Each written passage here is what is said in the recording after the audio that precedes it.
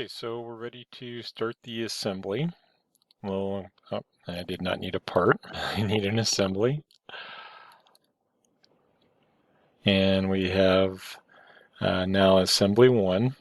I did not leave any of my components open, so when we insert the components, it's going to jump right into the selection, basically the open documents or the browse. So it browsed to the base, and we'll go ahead and hit OK so that the origin of the base is aligned to the origin of the assembly. At this point, I don't really need the text, so I'm going to go ahead and hide it. This is hiding it, and because of the associativity, when I go back into the part, I kind of expect that that will be hidden as well. All right, so we insert the components, we bring in the pin long, and as I mentioned in the previous video, it's already in orientation, so we go ahead and select it. We're going to do the select control select on this one. So I select the cylinder, control select the bore, and we'll make those concentric. And I'm thinking that that's going to be my press fit, so I'm going to lock the rotation on that side. I think I locked the rotation, we'll have to check. Alright, so middle mouse button, rotate it around, select, and control select the face, make those coincident.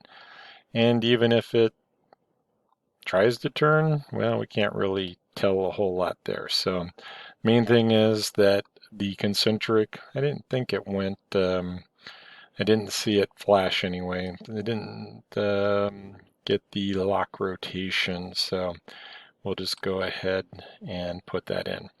All right, so if the origins were on, I might be able to see that spin, but yeah, not really. All right, so let's go ahead and drag this in. And for the insertion of the second pin, basically just click, hold down, drag. Or we come over to the pin long in the component tree, click. Now I got to think, control, click, and drag, and it'll bring in another instance. And then you can always insert components and have it bring in the other component or the duplicate component. So concentric, lock rotation, we'll double check that one as well. Select, control, select, and coincident. Make sure you're selecting the starter face. This is where you're going to get really good at that middle mouse button rotation.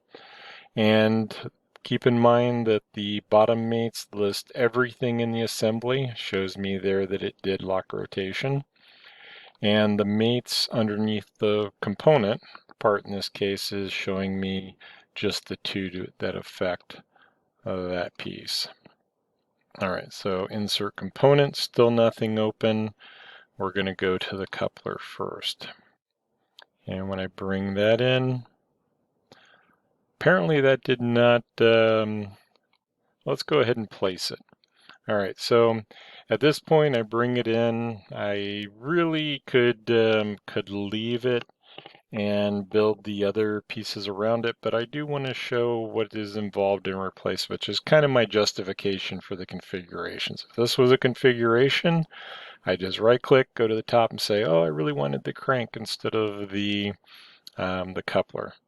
So if we do the down, we can replace components, and I want to browse and go find the crank. Now, because of the way I did this save as and copy, I'm assuming that all of these are going to look the same. So since the geometry was not a good indicator, we'll go ahead and change it that way. If it had the mates on it, it would ask us probably to verify those, but if we have to, we can replace it. And then if it is too much going on, we would just delete it, delete that instance, and insert the correct component. All right, so my select, control select, and then we'll go concentric. Now this one I do want to be able to rotate. I don't want it to be able to move back and forth. So my degrees of freedom, we're going to go to the face and control select the face and then go to coincident. All right, so I think we're going to add for this short pin anyway. Let's go ahead and save this. And let it rebuild and save, and I'm just going to name this the crank assembly and save it. And then I'm going to go back to my short pin and notice that the original was the screen with the screen left. So I want to add, and this is just a quick review, you can do the same thing, insert the part, control, select, control, or yeah, select, control, select, and then apply it to the cylinder, apply it to the face.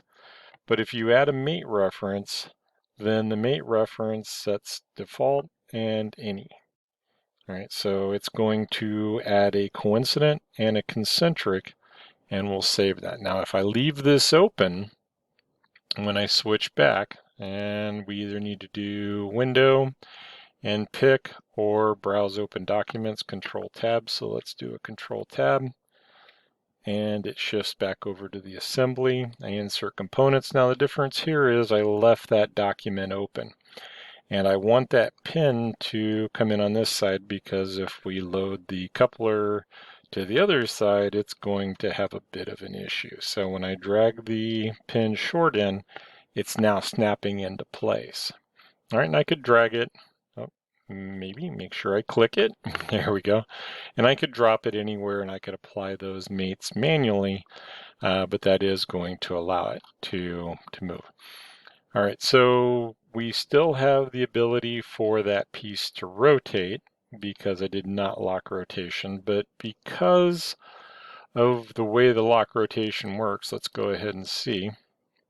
All right, it's locking into that geometry, but I have had it with the other bearings and some of the geometry that depending on the stack up, you'll want to check because it may also keep the crank arm from rotating.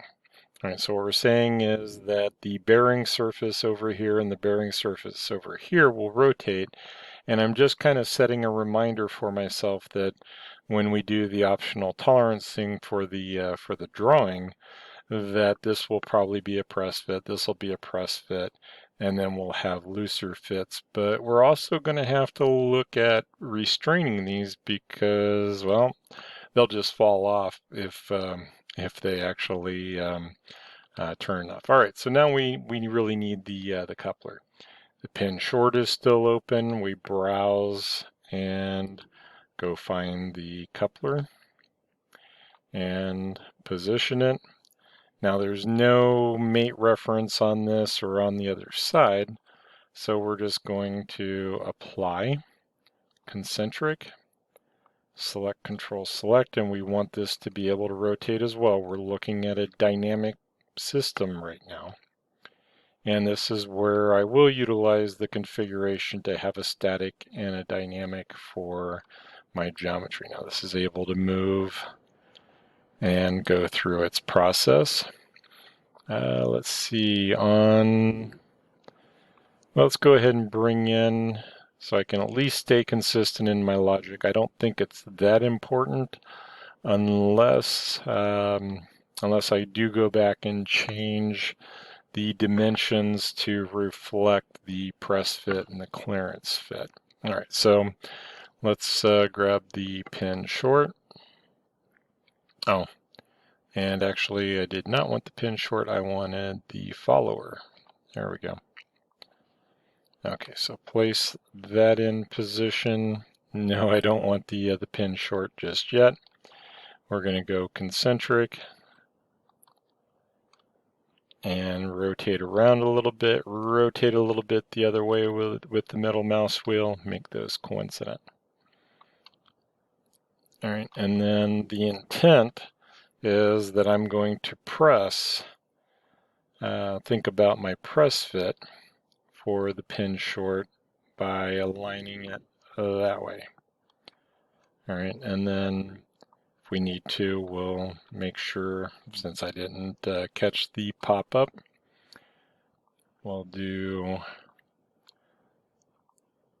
the lock rotation, definitely not locking the rotation on that one so that it can go through the swing. Now, if this moves in a way that's unexpected, all right, so basically the crank can go that way. Let's see, I think that we can get it to go the other way. There we go, sort of. All right, so those are legitimate movements. Those are legitimate positions. Although it may not match what we intend it to do, if there is possibility it can get into that position, whatever is driving this mechanically, if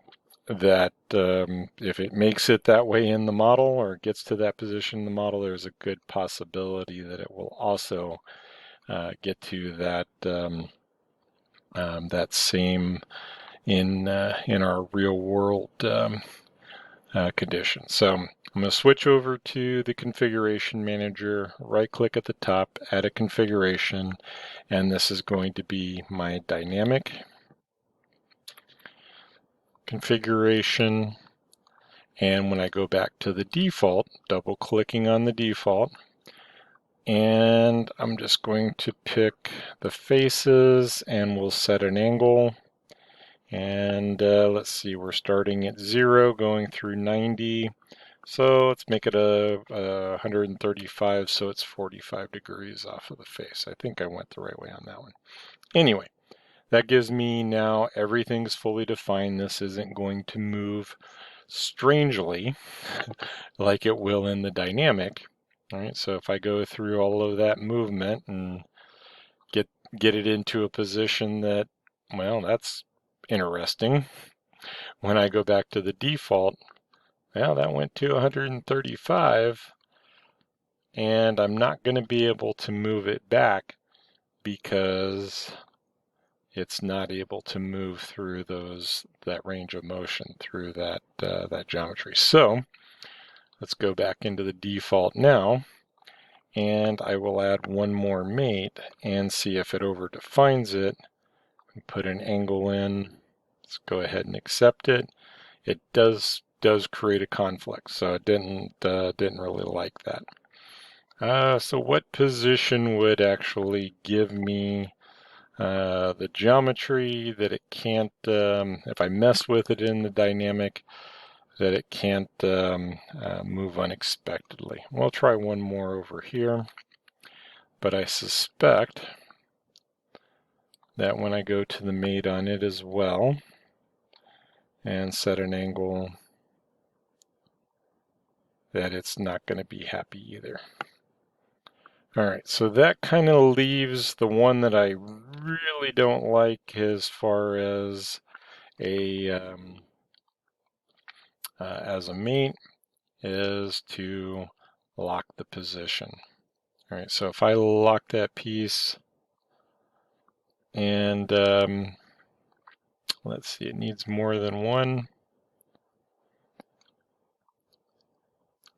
Let's go ahead and clear the selections. I'm not sure that it matters.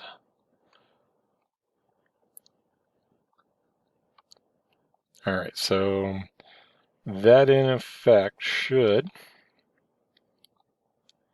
if we go back to the angle, suppress it, that should clear my geometry, keep it from moving, and we had the angle at 135, so I know it's going to stay in position. So one of the cases where I will use lock, but it's not my preferred.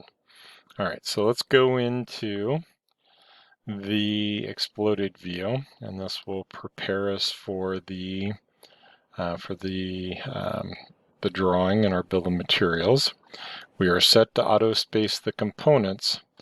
So let's see what we get if we go through and grab all of these as part of their geometries. And I kind of do these in order, not always going to have an effect or do anything too crazy, but If you go in sequence that you think it will explode in, that usually works a little bit better. And we'll drop that dimension down to 40. And that actually looks pretty good, so I think I will stay with that. Make sure to save it. And I think I have everything I need now for the drawing. We'll just double check that I can expand and collapse. And when I switch over to the dynamic, it's still able to move. And when I go back to the default, I didn't like something there, so I still have an issue with that mate and the dynamic. So that's going to be kind of an ongoing concern, is that if you get too crazy with the dynamic, then the default is probably not going to be as happy. So the better solution is probably not to lock. I'm going to go ahead and delete that out, and we are in the default. Double check and unsuppress, and then went ahead and rebuild. So if it gets lost, we're going to have to go back in dynamic, get it a little closer. Now we'll save the range angle limits for a later discussion, but that would probably be the better solution than trying to lock or get cute with those solutions. So this gets us enough to where the explode, the default, and the dynamic are all working.